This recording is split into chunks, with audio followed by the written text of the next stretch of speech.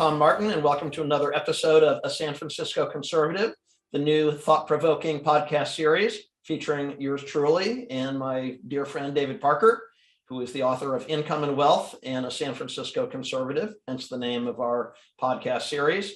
As some of you may know by now, I'm a lifelong journalist. I've produced stories for Charles Cross at CBS News, Diane Sawyer at Good Morning America, some other folks at CNN over the years. And I love thought-provoking conversation. I love the fact that David's books provide, in our conversations, as you'll hear in just a moment, provide real historical context for a lot of the things you see in the headlines that lack any kind of context.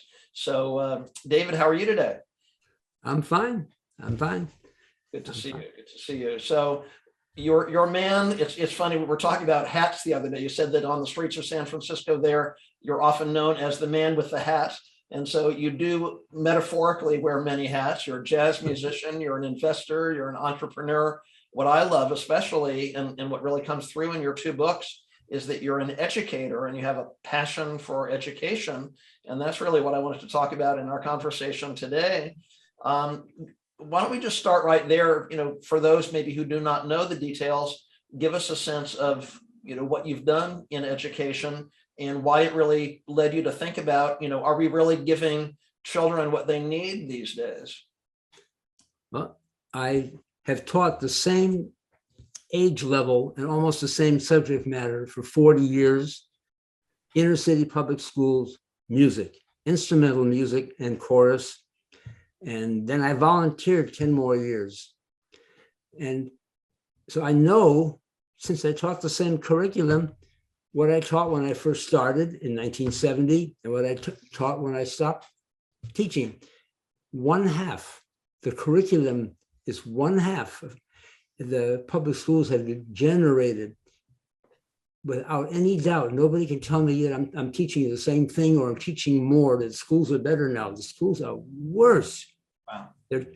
They're so afraid of flunking kids or being accused of racism or discrimination. And so we go easy on everybody and nobody fails anymore.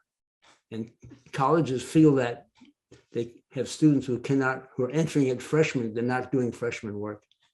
Well, you're right there. You're right there in Silicon Valley. Are we, producing young people with? I know you and I have talked about that word proficiency. Are we producing people that can take the jobs that are there in Silicon Valley? Technology is where it's at these days in America, right? Silicon Valley was screaming when Donald Trump was president at the beginning, and he started clamping on immigration. We can't employ Americans; they're not qualified. We need immigration from Asia and from Europe. Their public school system is probably twice, just like I've watched it drop in half. Theirs was twice to begin with. They're like 3 or 4 times more ahead of us. They're not as rich as we are, so not everybody goes to college in Europe and Asia, but they make up for that by giving their high school students a really good education, at least the equivalent of 2 years of American college, at least. They're reading philosophy, they're deriving theorems in calculus in high school.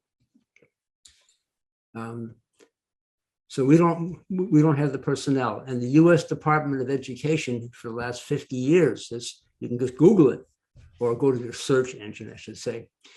36% of the nation is proficient in reading and math. Proficient. They're afraid to say that it's really a euphemism for D+. They won't say that. Doesn't sound good. Doesn't sound good. I'm in the fields. I know what I'm talking about. Yeah. And I know you well enough that it's not like, well, let's build a wall and all that kind of thing. I mean, you appreciate culture. You said they're in your own family, the students from many different cultures who you've taught over 4 or 5 decades. And one of the great things about San Francisco is, the melting pot, the Mission District and Chinatown and so on, and not to mention your jazz sextet. So we're not talking about drumming out other cultures, but what's the value of teaching, fundamental democracy? I mean, about our founding fathers and so on. But let me go back to that drumming out other cultures. I love the multicultural world. As a jazz musician and as an inner city public school system teacher, I love that world. But the core curriculum for the United States should be the history and culture of a British and American democracy. We need something to unite the nation. The nation is not united. And a lot of students don't know American history. And the public schools are teaching it less and less. They're teaching it about the cultures of the students who are there. They want the students to feel included. That's fine if they lengthen the school day 2 or 3 hours. But if a school day is only 6 hours and 1 hour is lunch and 1 hour is PE and 1 hour is art, 1 hour is music, and then 1 hour for field trips, and we have so much money being spent on education, and it is being spent for good things. There's no time left for basic core curriculum.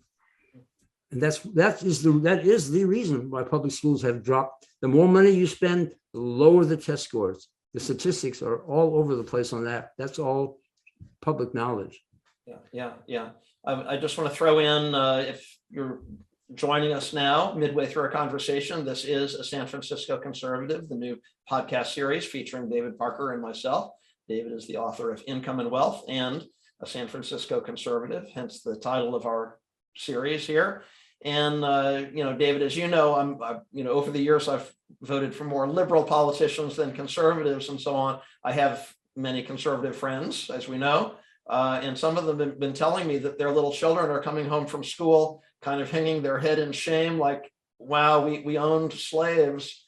And people, it's kind of a buzz phrase these days, critical race theory. I was just wondering what your thoughts are about all of that. Well, there was a recall of the Board of Education in San Francisco. That might be national news. Maybe they heard. And one of the things that made that happen is students were coming home from school and asking their parents, "Did white people do anything good?" And I think that became known, that kind of thought process was out there. And that turned the whole public. San Francisco, a liberal city, says, "No, we went too far." Some of those people on the Board of Education are awful, and they got rid of them. Public schools can be getting an education might help you in life. It will help you in life, but that's not the purpose of American public education. That we have public education because Thomas Jefferson said, "Our democracy, the only one in the world that's really a democracy, no king or queen, very small government, dependent on voluntary behavior, voluntary responsibility, individual responsibility. That is so fragile, we're going to lose it if we don't have an educated public." They have to know, they have to be able to read, do a little math. So when a politician says something, people can go, "Wait, that's not true. I can do the math myself," or "I know a little history." Yeah, he said, reading, math, and history. That's what Jefferson said. Or you're going to lose the democracy. And that's why we have public schools. So no matter what your social background, no matter what your wealth is, we will pay for you to go to school. We won't pay to provide the education. You go to a school, we're not going to administer the education. We'll give you the money. It's like a form of voucher if you can't afford it. That was the thought. And yeah. Okay. Speaking of curriculum, I love that in all of our conversations, we're interviewing you there in your office. Your library reminds me so much of the bookshelves when I was a kid. Both of my parents were lovers of books, and I think that's so important. It's funny. One of my favorite sort of motivational speakers, the late great Jim Rohn, said, successful people have libraries, unsuccessful people have TVs. There's nothing wrong with TV. I worked in TV for years, but I love books. And so while we're talking about curriculum, I'm curious your thoughts on censorship. Along with people complaining about critical race theory, are people saying, well, maybe it's a little apples and oranges, but certainly in our schools, there is some talk that certain books should not be taught. And I have a number of friends down in Florida, and some people are complaining about, the governor down there, Governor DeSantis, talking about, the quote unquote, don't say gay bill. There are certainly some children who have two daddies, two mommies, and it's like, oh my gosh, I can't even talk about what happens at home. So there's censorship going on, and reminds me of, I think it was it Kurt Vonnegut who talked about, book burning. Even books, there was a great graphic novel about the Holocaust. I mean, interesting to write a graphic novel about the Holocaust, but it was called Maus, M-A-U-S. And it was very intellectual. It was almost like, Elie Wiesel and so on in graphic form. But like these books are being banned. What do you make of all that? It's really the roots of fascism. That's what fascists do. They ban books, and they cancel anybody they don't want. 1% of university faculty are conservative.